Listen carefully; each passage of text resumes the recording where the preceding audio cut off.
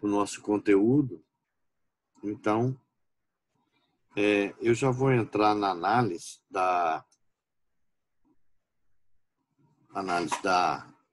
das prestações. Esse slide, como eu disse, está lá disponível para vocês no AVA, né? Para vocês darem uma olhada. Ele não substitui absolutamente nada em relação à necessidade de vocês darem uma estudada, né? Tá bom? Estão me ouvindo, gente? Vocês estão aí na sala ou não? Sim. Tá bom. Deixa eu compartilhar, então, com vocês aqui o slide.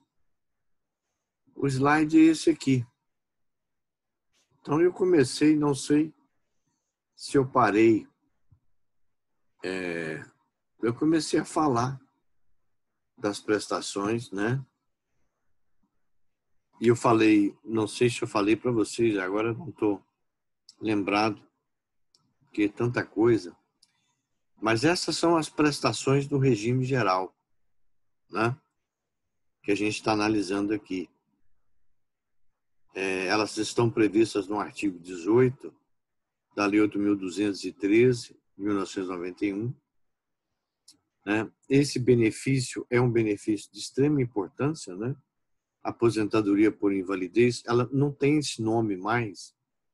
Ele é chamado agora de benefício por incapacidade permanente, né? Quando é que alguém aposenta por incapacidade permanente? Quando se constata a incapacidade da pessoa para o exercício de qualquer atividade profissional, né? Geralmente, esse benefício ele é precedido de auxílio-doença. Então, antes da pessoa aposentar por ele, o INSS concede o auxílio-doença, que é um benefício importante, né? Bom, o que mudou? Mudou a nomenclatura, ele é concedido, a pessoa tem que estar afiliada, né? Tem que ter a carência de 12 meses, que a gente falou. Vou passar 2 atividades para lembrar isso, né? Carência, recuperação da condição de segurado. Essa semana eu vou postar uma atividade para vocês, processual, para vocês fazerem. E vai valer a pontuação, né? É importante. Bom, então eu disse aqui, ó, tem que ser analisada fisicamente a pessoa por um perito, né? A perícia médica do INSS que declara que a pessoa é incapaz, né? Se o segurado tiver uma doença pré-existente, também isso vai ser avaliado. Se ela agravou com a atividade profissional dele, ele pode ter acesso ao benefício, mas se não, se ela for pré-existente, antes dele entrar, de exercer atividade remunerada, ela não é concedida, tá? Aqui eu falo da emenda, né, constitucional, que é a reforma, a nova nomenclatura, a incapacidade permanente, né? Poderá ser concedido também esse benefício quando a origem do afastamento for acidentário, né? Então, se a pessoa fica inválida por um motivo de acidente de trabalho, ela é concedida, tá? Então, é um benefício complexo, porque você declarar uma pessoa incapaz é muito forte, né? Declarar que uma pessoa está incapacitada é muito forte. Porque essa incapacidade vai impedi-lo de exercer qualquer outra atividade profissional. E eu tenho para mim que sempre existe uma capacidade residual na pessoa. Ninguém é completamente inválido, na minha opinião. A não ser que seja um caso gravíssimo, né?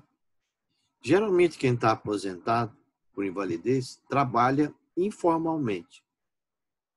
A Previdência não sabe, se souber, cancela o benefício, mas trabalha. Trabalha de vigia de ferro velho, trabalha de vigia de construção civil, obra, construção civil, tudo informal.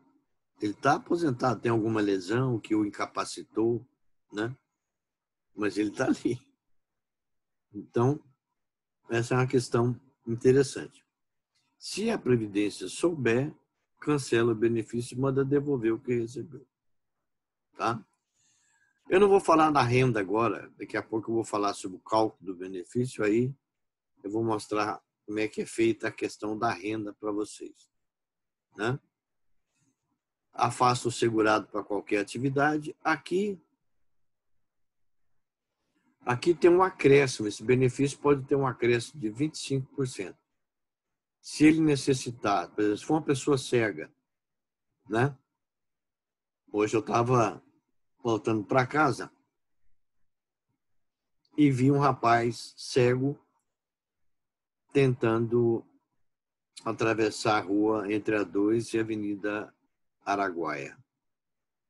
Eu fico pensando, como é que ele sabe, né? Que ele estava sozinho, como é que ele sabe que vai dar o momento para ele atravessar, né?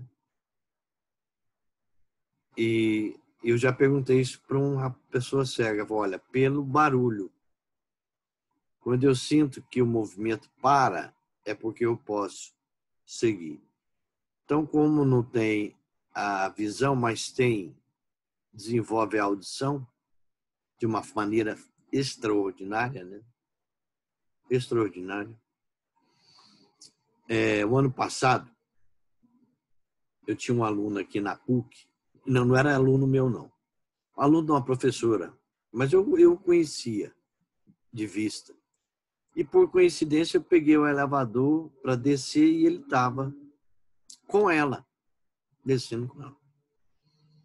Aí ela falou, professor Germano, você conhece o fulano de tal? Eu falei, sim, eu conheço ele de vista, sei que ele está formando aqui e tal. Aí ela perguntou para ele, você conhece o professor Germano? Perguntou para ele, de nome. Aí perguntou para ele, como que ele é? Ele falou, ele é baixo. E a cor dele? Ele é pardo, moreno. Como que ele sabe? Como? Né? Eu fiquei impressionado com a capacidade que eles têm de desenvolver. Apesar disso, a pessoa que aposenta por invalidez, ele tem um acréscimo. Se precisar de ajuda de terceiro, ele tem um acréscimo de 25%.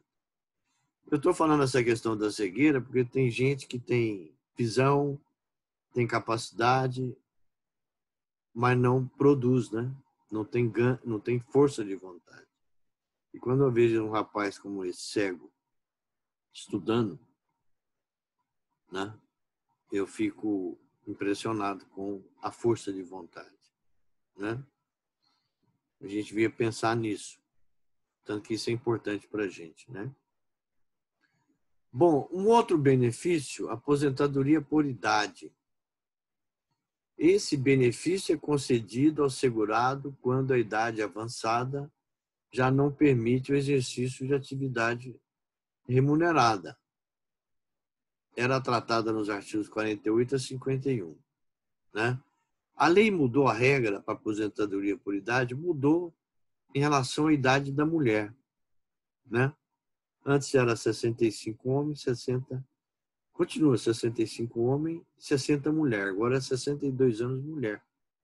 O prazo também de recolhimento mudou. Para a mulher é 15, para o homem 20 anos, né? E o professor, que também aposentava com um tempo menor, está incluído, nós vamos falar daqui a pouquinho da figura do professor.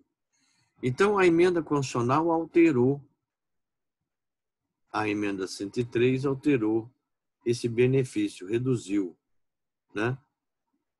ou melhor, a mulher aumentou, né? A mulher passou de 60 para 62. O período contributivo dela é de 15 anos, do homem 20, para ter acesso a essa modalidade. Essa é uma tendência, né? A aumentar a idade, porque as pessoas estão envelhecendo e com o avanço da medicina, muita gente hoje vive, né, bem, com a idade até de 70 anos, vive, né, bem, fisicamente, né? Então, por conta dessa longevidade e do avanço da área médica, prolongando a vida das pessoas, isso afeta o sistema previdenciário. Porque quanto mais tempo eu vou sobreviver após a minha aposentadoria, quanto mais tempo eu tenho de vida, expectativa de vida, mais eu vou receber da Previdência, né? Mais tempo eles vão me pagar. Então, por isso que existe aí uma preocupação se essa idade avançada estender demais, eles têm que fazer uma alteração, né, no requisito da idade. Então, tá aí. Aposentadoria do trabalhador rural e do garimpeiro. Eu falei um pouco sobre isso para vocês, né? Eu falei da aposentadoria do trabalhador rural. Não alterou a idade. Continua 60 anos homem, 55 mulher. Lembrando da figura do segurado especial, que eu mencionei tanto aqui quando eu falei dos segurados. Na classificação, eu falei do segurado especial, né? Muito bem. O que tem de importante nessa regra aqui? É que não alterou a idade. O trabalhador rural continua aposentando aos 60 homens e 55 mulher. Não esquecendo de que no meio rural eu vou encontrar a figura do empregado rural, que é comum, mas a figura do segurado especial, que é um segurado que tem todo um perfil, né? Ele não recolhe diretamente para a Previdência, o benefício dele é um salário mínimo. Então, tem essas características, né, típicas do trabalhador rural. Aposentadoria por tempo de contribuição. Ela não existe mais, essa modalidade aqui, ó, acabou, né? Foi extinta, tá bom? Ela não tem mais. Ela tem como regra transitória para quem estava antes da reforma trabalhando, vinculado à Previdência, tem direito ainda de aposentar por ela. Por isso que tem uma regrinha transitória. Tem 3 regras transitórias que são decorrentes dessa modalidade. Como é que ela era antes? Aposentava aos 35 anos de contribuição homem e mulher 30. Né? Mulher 30. Eu aposentei por essa modalidade em 2014. Aposentei com 36 para 37 anos de contribuição. 36, praticamente. E já tem um tempinho, né, que eu aposentei. Não existe mais. Isso é uma regra. E o professor aposentava por essa modalidade. Homem 30, de efetivo exercício de magistério, e mulher aos 25 anos. Tá? 25 anos. É uma aposentadoria complicada, ela não exigia idade, era só o tempo. Tá? Aqui eu falo da aposentadoria do professor, né, a redução.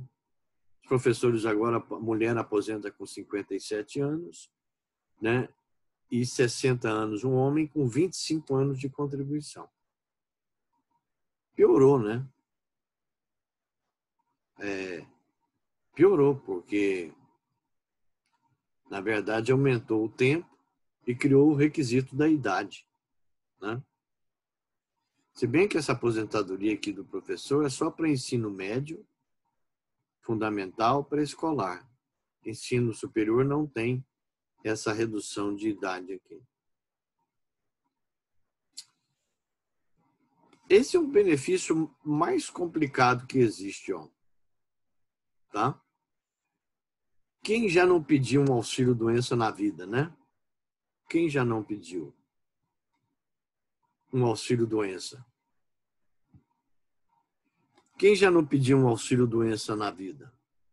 Você já pediu, Isabela, um auxílio-doença? Quem já solicitou um auxílio-doença aí na Previdência? Hein, pessoal? Quem sabe o que é esse auxílio-doença?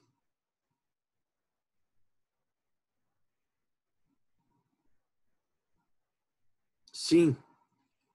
Você, Lohana, já solicitou um auxílio-doença? Hein, pessoal? Quem solicitou aí? Alguém solicitou? Não? Vocês sabem o que é, gente? O que é o auxílio? É um dos benefícios mais concedidos pela Previdência. Ele é para incapacidade temporária, né? O segurado fica doente, se ele é empregado, ele tem 15 dias. Vocês estudaram isso em Direito do Trabalho 1 e 2. Suspensão e interrupção do contrato de trabalho. Devem ter visto isso no 6º, 7º período.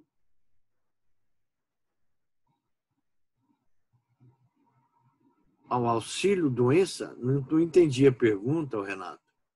Formula aí verbalmente. Qual que é a pergunta, Renato?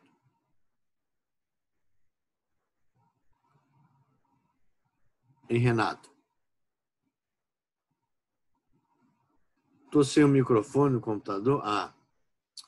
Não, o auxílio-doença é para incapacidade temporária. Um acidente também de trabalho depende. O acidente pode ter duas origens. Ele pode ter uma origem acidentária e pode ter uma origem comum. Eu posso pegar uma dengue e ficar 20 dias, 30 dias sem trabalhar por conta das complicações da doença. Tem nada a ver com o meu trabalho. Vou ter direito a um auxílio-doença? Sim, vai. Agora, se eu sofrer um acidente em exercício na empresa, trabalhando como empregado, vou ter direito. Mas aí é de origem acidentária. Então, ele pode ser comum ou pode ser de origem acidentária. Tá? Bom, então, eu estava mencionando sobre esse benefício. É um dos benefícios mais concedidos pela Previdência. Agora, com essa crise de atendimento na Previdência, existe aí muita gente esperando para fazer uma perícia, porque tem que fazer a perícia, né?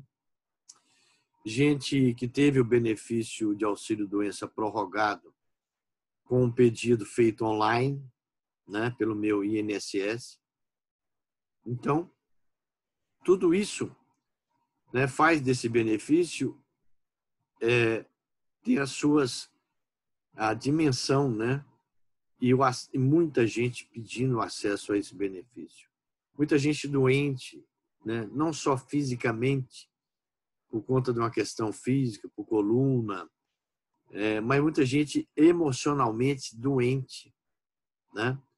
Essa crise sanitária, muita gente ficou doente, né? Depressão, muita gente perdeu bens, né? Perdeu atividade econômica, né? E muita gente com problemas psiquiátricos, né? E precisa do benefício, porque não pode trabalhar enquanto não recuperar.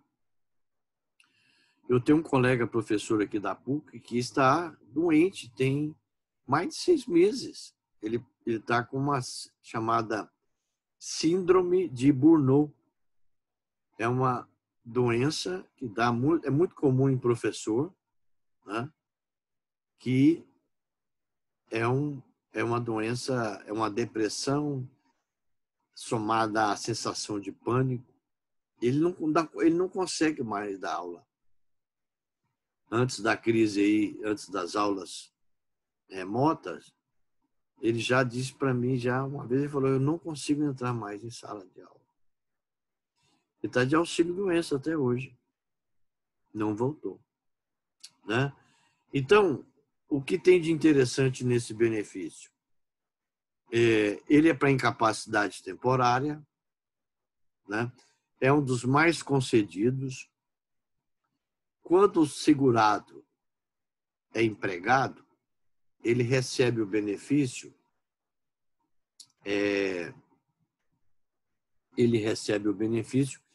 a partir do 16º dia de afastamento. Durante os primeiros 15 dias, ele fica de licença por conta da empresa. Vocês viram isso? Devem ter estudado isso. Tem certeza. Em direito do trabalho. Chamada interrupção e suspensão do contrato de trabalho. A licença médica de afastamento por 15 dias é uma interrupção do contrato de trabalho. Por quê? Porque o empregado recebe o salário, a empresa tem que pagar. Se essa enfermidade dele continua, ele tem que ser encaminhado para a Previdência Social solicitar o auxílio-doença. Quando o segurado não é empregado, é um profissional liberal, ele pode requerer diretamente o benefício junto ao INSS. Então, está aí as peculiaridades desse benefício, né? Por incapacidade temporária, vai ter um tempo, né? A pessoa vai ficar recebê-lo por um período designado pela Previdência. Aí ele vai passar por um processo de uma reavaliação, ele tem que pedir a prorrogação do benefício quando estiver vencendo 15 dias antes, né? E se persiste, ele apresenta um laudo e vai ser avaliado para a continuidade do recebimento desse benefício. Ok, gente? Alguma dúvida? Hein, pessoal? Alguma dúvida que vocês estão aí? A nossa reunião já tem, olha, 40 minutos de reunião ou não? Nós estamos aqui. Vocês estão me ouvindo, gente? Sem dúvidas. Sem dúvidas, Eduarda. Eduarda, como é que pronuncia os seus dois nomes aqui primeiros? Kyun-ha. Kyun-ha. Isso. Estou aprendendo com você. Tá bom. Então, nós vimos que esse benefício tem mais uma informação importante sobre ele. Muita gente não sabe. Suponhamos que a Kyun-ha Eduarda, ela tem uma empregada doméstica, registrada, carteira dela toda anotadinha. A Eduarda recolhe normalmente a contribuição previdenciária para ela. Aí um dia ela chega para a Eduarda e fala assim, olha, eu peguei uma dengue, estou com febre, ânsia de vômito, fui lá no posto do meu bairro lá e me deram atestado de 15 dias. Aí eu vim receber da senhora, mostrar para a senhora o atestado, né? E a senhora vai pagar os 15 dias para mim, né? A Eduarda vai falar para ela, negativo. Como empregada doméstica, igual o autônomo, você vai direto na agência e apresenta para você receber o benefício. Não tem esses 15 dias. Certo, gente? Não tem. Tá? Entendeu, gente? Vocês entenderam? E pessoal? Estão me ouvindo aí?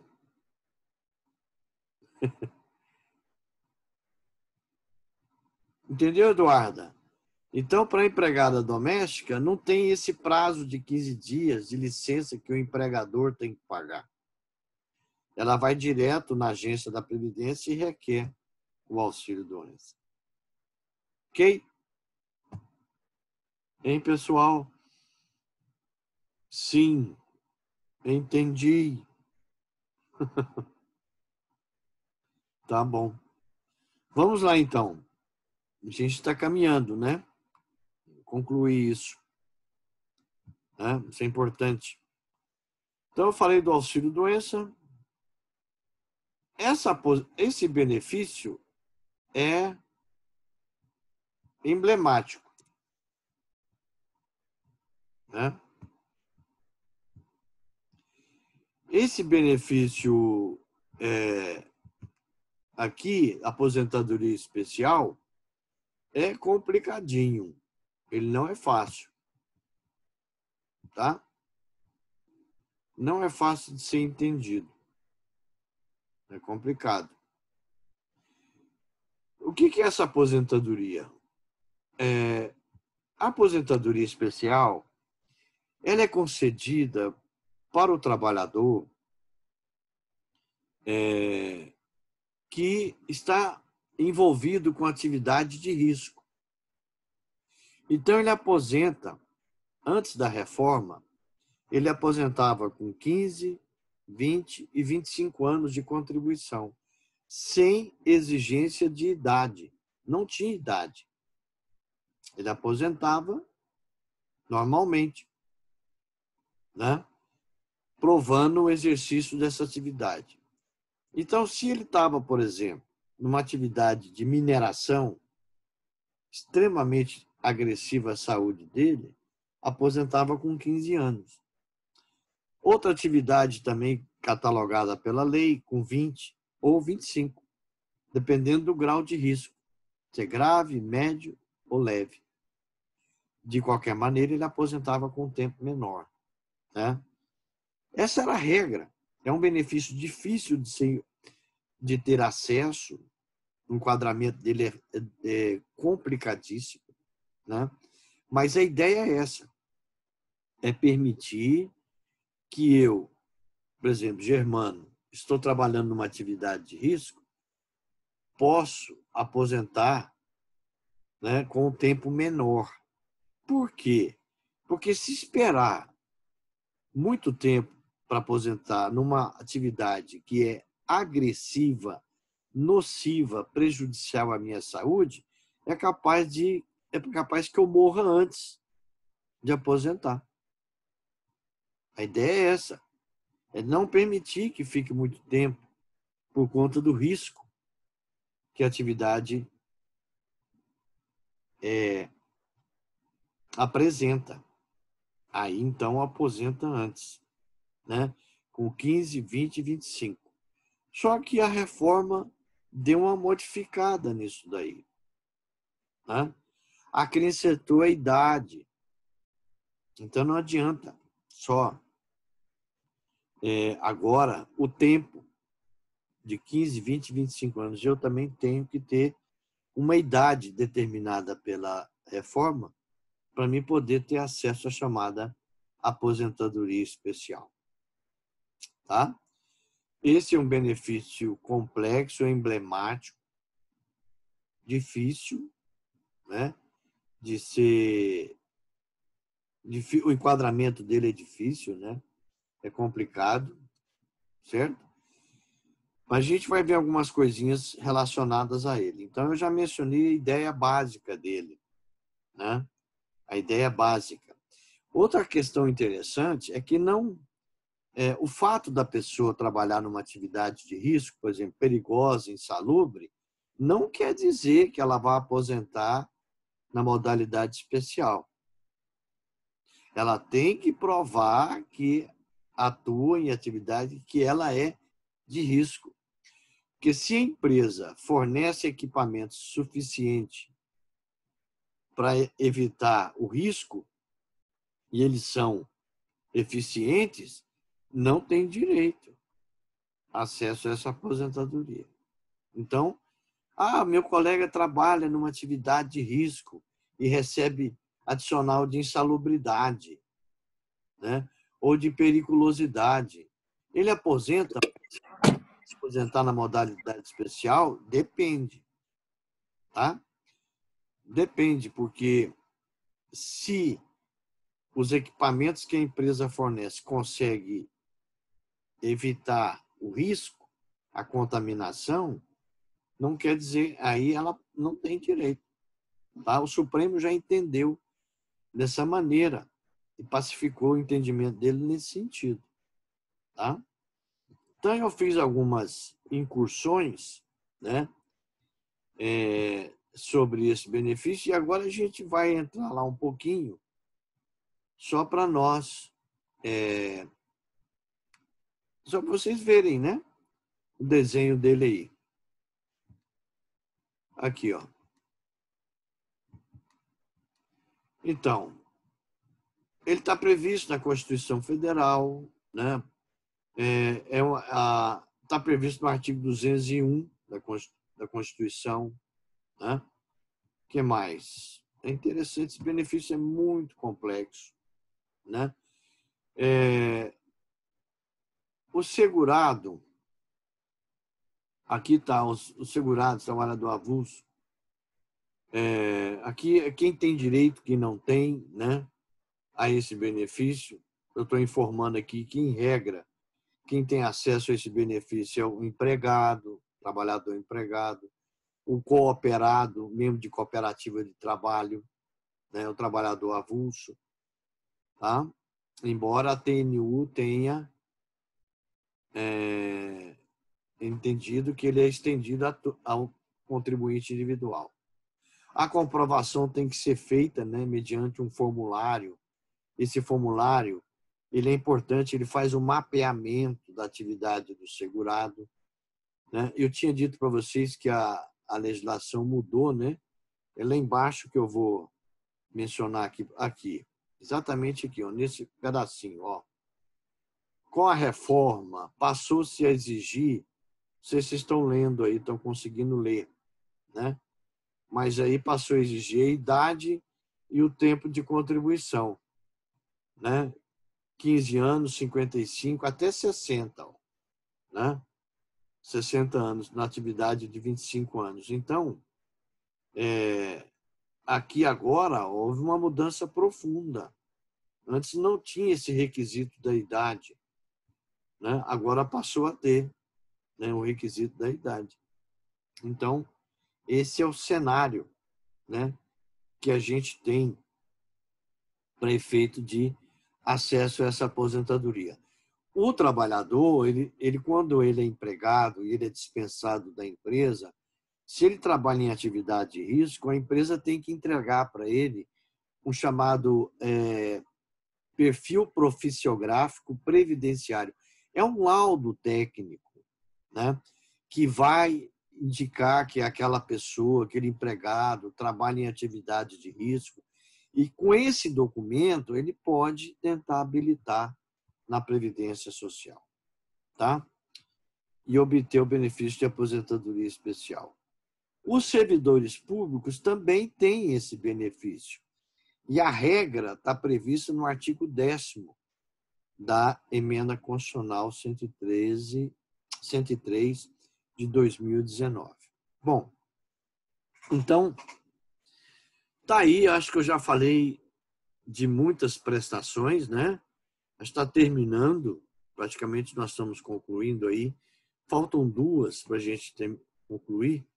Nosso tempo aqui está acabando, mas daqui a pouquinho a gente entra de novo para nós concluirmos essa parte das prestações. Eu digitalizei um documento, né, para vocês sobre o cálculo do benefício, né? E eu vou disponibilizar isso também lá no AVA. Esse documento ele complementa essa questão de como calcular o benefício, quais são os critérios, porque agora eu não falei nada de cálculo, eu só falei das modalidades que existem, né, de benefício previdenciário, eu estou falando. Mas, no momento certo, assim que a gente fizer a análise aí das prestações, eu vou entrar na questão do cálculo, que é importante, para a gente fechar essa parte. Tá? Então, daqui a pouco eu entro aí. Deixa eu ver se eu compartilho mais um. Se sair, vocês continuam aí, que nós vamos entrar de novo. Mas aqui, ó, deixa eu ver aqui. O último benefício que eu coloquei aqui, tem mais dois, além desse, é a pensão por morte. Né? Quem tem direito à pensão por morte são os dependentes do segurado. Então, os dependentes têm direito a dois benefícios: a pensão por morte e o auxílio reclusão. A pensão por morte, ela está prevista no artigo 201 da Constituição e também está prevista, né? Não me acordo agora, não me lembro se fala, mas está prevista no artigo 70 e... Deixa eu pegar aqui da Lei 8.213, a partir do artigo 74.